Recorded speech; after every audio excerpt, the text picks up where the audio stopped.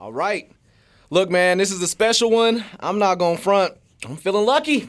I'm feeling lucky. I think we all should feel lucky, no cap.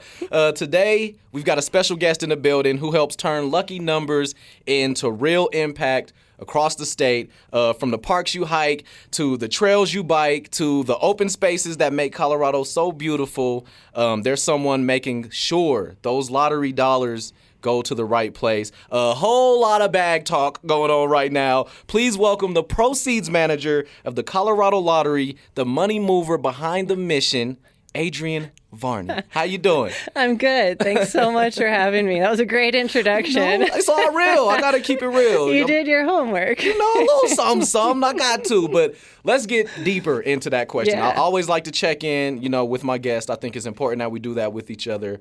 Mentally, physically, spiritually, emotionally. Adrian, how are you really, really doing? How you feeling?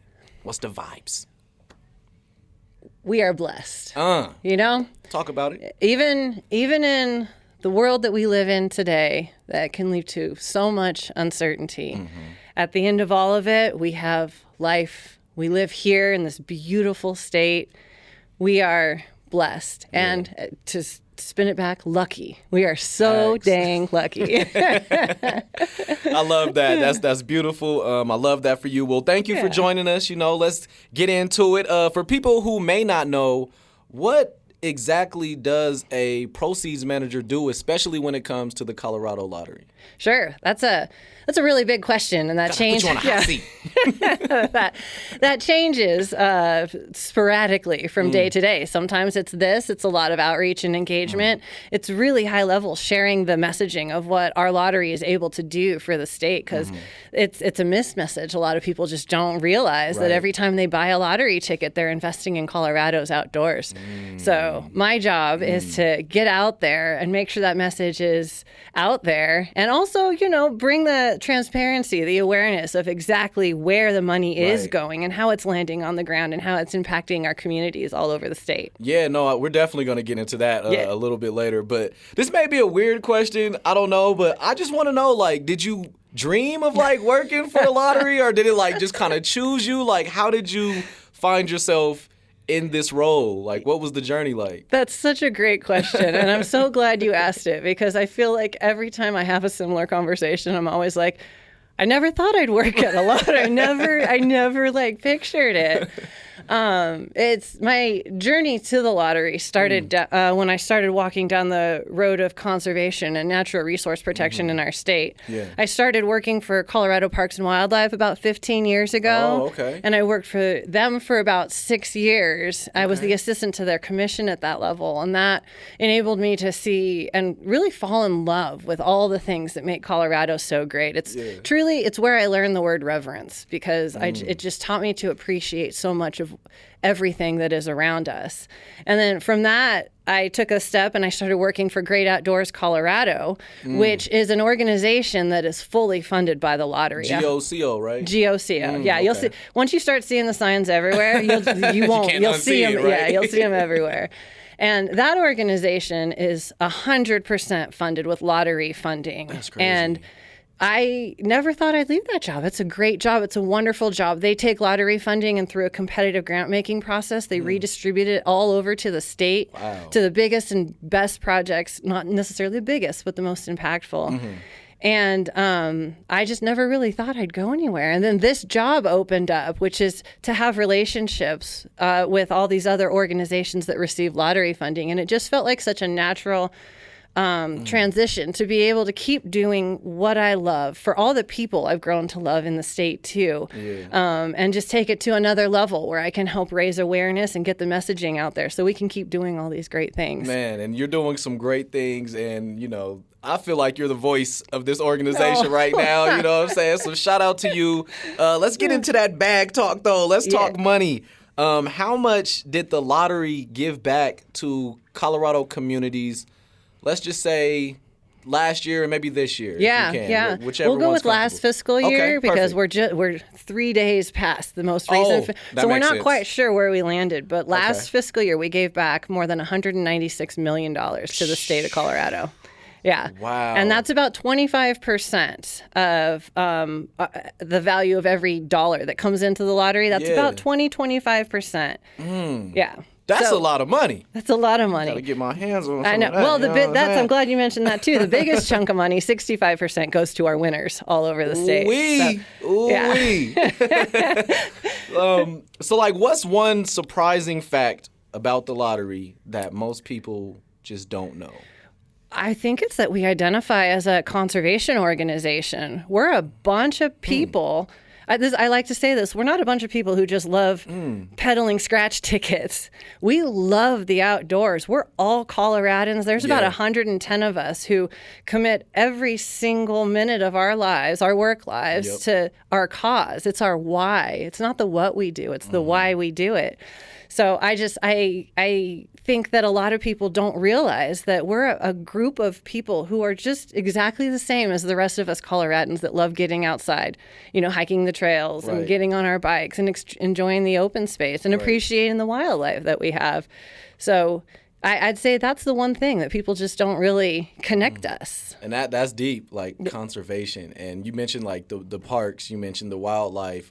Can you talk a little bit, I don't know, but about the splits, about like what does the parks get? What do the trails get? What does education get? Yeah. Like, is that even a thing? Like, what are some of the splits? How are we divvying up the money to the community to help benefit all of Colorado? Yeah, I think the best way to talk about that is to talk about who actually receives lottery proceeds on the other end. Okay. So we're really unique in the state in that our lottery proceeds are protected in our state constitution. It cannot be legislatively changed where our primary proceeds go. That absolutely protects us into perpetuity. Yeah. And that is, big thank you to the voters of Colorado, because it's because of them that made that happen. They saw and the need for protection into the future, and the state voted on adopting this. It's called the Great Outdoors Colorado Amendment back in 1992, and that protects how this primary distribution is. So the first 50%, not first 50, but 50% of lottery proceeds go to Great Outdoors Colorado that we talked about earlier. 40% goes to the Conservation Trust Fund, which is housed in the Department of Local Affairs. And that is distributed on an equitable per capita basis to all of our political subdivisions of the state, your cities, your counties, your local metro districts. Every single person receives lottery proceeds funding, and even if they don't actually touch it, they're affected by it positively. Wow. Yeah. And then the other 10% goes straight to Colorado Parks and Wildlife for our state parks. So every single state park in the state has been affected and impacted positively by lottery funding. That is crazy. It's so cool, yeah. And if it couldn't get any better, right? The 50% that I mentioned in GoCo, that's capped out on an annual basis. So when we go past that cap, we have more beneficiaries. We are the sole source of funding for the Outdoor Equity Grant Program, which focuses on connecting underprivileged youth and their families with nature and the outdoors, giving them those experiences. I'm glad you said that, because I'm like, what outside of GoCo, what are some partnerships? What are some organizations that you guys are working with? Dive into that a little bit. My bad, I didn't mean to cut you off. That's okay. That's okay. We're so proud of the partnership with Outdoor Equity Grant Program because it adds more to our why, right? Equity and access is so, so important, especially for our littles, and teaching them in the value of the outdoors and stewarding the outdoors for even their next generations. Oh, it gives me chills when I talk about it. Giving me chills a little bit right now. 'Cause I didn't know that. I didn't know literally a lot of this stuff. So that's deep. It's so special. And then so that's the first $4 million of we call it spillover funding that goes beyond the GoCo cap. This is like the icing on the lottery cake, right? This is the extra stuff that we get to do. Extras. Yeah. The next $3 million of that goes to BEST, which is Building Excellent Schools Today.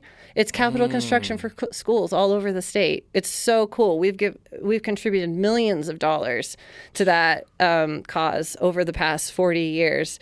Most recently, well, I shouldn't say most recently, but I had the privilege of visiting a brand new school in Julesburg. If you don't know where Julesburg is, it's in the far northeast corner of the state, as far as you can get. Oh, wow. Beautiful school. Wow. And the community all came together and made that project happen. So all of these stories are even part of bigger stories, right, of community. And then the next tier of lottery funding in that spillover fund is OREC, which is the Office of Recreation here in the state. Yeah. So we have an amazing swath of partners that it just makes me smile when I think about the work we're able to do. It makes me smile too. And so you should smile too, because not only are you getting a lottery ticket, a scratch ticket, and feeling lucky, and you might come up off of that. Even if you don't, you're still benefiting in such an impactful way, because all of those proceeds go directly back into you. You know what I'm saying? So you're investing in yourself. So I think that's super dope. You mentioned the school in the far northeast corner. You know what I'm saying? Yeah. Outside of that, what's a hidden gem, in your opinion, a good hidden gem that is directly because of the lottery and how they give back? That's a great question. That's a really great question. I kind of I know there are so many though. I know there's so many. There really are so many. And one of the first projects that I think really caught my eye is it's a park in Breckenridge, and it's called the Blue River Park. It is one of the first parks that I ever came to realize that had fully accessible play toys for kids of all different, both physical, emotional, and mental abilities. I'll expand a little bit. These parks that are just so amazing. They, like, if kids have maybe auditory sensitivities, or they're drawn more towards that, they're incorporating things that kids of all different abilities can interact with and feel safe with. So that's, I mean, it's a beautiful, and it's stunning to look at. The park is a very beautiful park too. We got to take a trip up to Breckenridge, go visit Blue River. You know, I just had I have a 1-year-old now. So there you go. Taking her to the parks and letting her do her thing is like super important to me, especially also schools, you know, these schools being built thanks to Colorado Lottery. You know, I'm trying to get her into some Head Start. So that, you know, that was like, that's a benefit for me. And I appreciate all the things that you all are doing at the Colorado Lottery for Colorado. Let's talk about the games though. Like, let's talk about some of these lottery games. What are the different type of games the Colorado Lottery has to offer? Sure. How do they differ? Yeah, so there are two really different categories of games. We have our scratch tickets, which are our in-state games where you scratch and win. Sometimes there's crossword puzzles, sometimes it's just matching numbers. Love those. We have Monopoly. We have that. Upcoming partnership with Jurassic Park because that new movie's coming out. So those are going to be fun. So, and then the other kind of games that we have are the national, like, jackpot games, your Powerball and Mega Millions. And those games are all dependent on, just participation, and the people win as they tend to play. So those are the two different, really, like, styles of games. We do have one local state game. It's called Colorado Lotto Plus. Don't tell anybody, but it's got the best odds. Yeah. But that one is just specific to Colorado, and it's where you go in and you actually pick your numbers. So, yeah. Okay, look at y'all getting them exclusive. Don't tell nobody, though. You heard her. Don't tell nobody. Don't tell nobody. We don't know nothing about nothing. Do you ever, like, secretly or wish you could just go undercover into one of the gas stations and just, like, catch somebody winning big? Have you ever done that before? Or have you, like... Well, yeah. I mean, that would be the dream, right? I have... One of the perks of my jobs is that I get to give out scratch tickets at events and stuff. And I just know one of these days I'm going to give out a big one. And, like, that's going to feel great, Make sure you split it with me. I gave you that ticket right now. Well, technically, I am not allowed to play. But if I could get a little corny, my job is so great, I already feel like I won the lottery. No, I feel that. But that was actually a question I was going to ask. Like, are you allowed to play, or do you play in the Colorado Lottery? Like, break that down. So that's so fair. Like, it makes sense. Yeah. So I was never really much of a lottery player. I also never really associated that playing the lottery was more than just playing the lottery. That playing the lottery was a way of investing in our outdoors. And I think if I had made that connection earlier, sure, every time I go into a gas station, I'd grab a $1 scratch ticket because 25 cents is going back, like, or I'm getting $5,000, like, facts. Yeah. Go either way. It goes one way for sure, though. Yeah. So, none of us in the lottery are actually allowed to play any of the games that are played in the state of Colorado. Okay. We can go to other states, Right, that makes sense, and play, but we're not allowed to play actually in the state. And Man. I think it makes sense. It makes perfect sense. And shout out to Colorado Lottery, keeping it fair, because that I could see how that could cause some some issues. So let's look down the line. Like, what are some future initiatives that the Colorado Lottery is looking to do? Are they already have plans on? Yeah. Like, can you explain some of that? Sure. I mean, I mentioned our Jurassic Park game that's coming up. That's right around the corner. Away to that movie too, you might have. Yeah, we're aligned. We're aligned. Yeah, we have. We have a handful of large launches of new scratch games every single year. So at any given point, and please don't actually quote me on this, okay. there's around 40 scratch ticket games circulating around the state. That's crazy. Yeah, and we always have that listed on our website too. So if you're ever wondering, like, if there's a top prize in this particular game, it won't tell you where it's at. Bummer, I know. But it'll tell you how many of them are still circulating around in the state. Yeah. I think from a larger scale initiative as a lottery, we operate on 3 pillars. Obviously, one is revenue, one is conservation, which is what we've been talking about here today, and another one is responsibility. And I think that we're really just rooting into the idea and letting people know that we protect our players. We care about our players' health and safety more than anything else. Like, we are a leader in the country, actually even in the world, when it comes to our certifications and our commitments to responsible gambling. Yeah, because how do you manage that? Making games fun to where it's like, we want you to play, but then also we don't want you to become, irresponsible when it comes to gambling. So how do y'all maintain that? Exactly. We have a lot of resources built into our website. We are actually one of the only lotteries in the entire country that has a full-time person committed. She's our player health manager, Amanda Quintana. Yeah, she's amazing. Wow. And we do a lot of both internal training. We train our retailers on how to look for signs that maybe someone might need a little help, I guess. Yeah. We also were one of the first lotteries in the country to turn on. We have vending machines all over the state. That's true. We were one of the first ones in the country to turn on ID checks on there to make sure your age verification was there. So we are thinking outside the box and how we can show up to ensure our players' health and safety every single day. Because if we don't take care of our players, I mean, none of it's actually worth it. No, that's facts. That is facts. And shout out to y'all for doing that. That's amazing, Okay, I have 2 more questions for you. One is, give me some of your favorite games, just personally. Even though you can't play, what are some of your favorite games or even designs when it comes to the Colorado Lottery games? Well, that actually is kind of a hard question because y'all got a lot of them, a lot of good ones.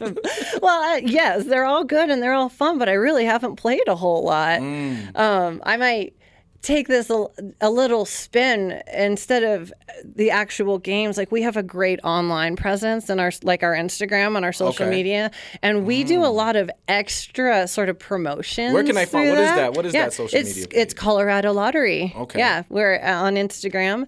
And so we have a great social media manager who runs promotions all the time and we've got little prize packs here and there. So we're constantly looking for ways to engage with our players on different levels and remind people that we're people behind the facade too. Right. So the only game I ever actually played in the lottery was Powerball, and this was years ago, the first time it got up to like $600 million in like 2016, I went and bought my first Powerball ticket because that was where it was at. I definitely feel that. Okay, so let's just, hypothetically, if you were to win the big jackpot for whatever, Colorado, Powerball, whatever, what is the first thing you're going to do with that money?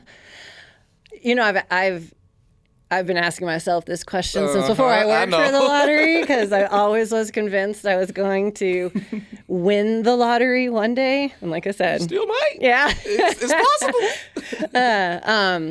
I always, I referenced earlier how committed to conservation in our state we are. And I like to think I'm a perfect example of that. I always used to say if I won the jackpot, I would set up some sort of trust fund for Colorado Parks and Wildlife to be able to, not have the financial difficulties they have in protecting all the varied interests that we have as outdoor enthusiasts in the state. Now that's very, the fun side. Yeah. I'd be on a yacht somewhere. I feel that. I'm like, come on, keep it a bean. There'd be a really great trust fund and crystal clear waters and sandy beaches and a couple margaritas, I'm sure. I want that for you. I am rooting for you outside of Colorado. Yeah. And, I'm going to be on that yacht with you. You know what I'm saying?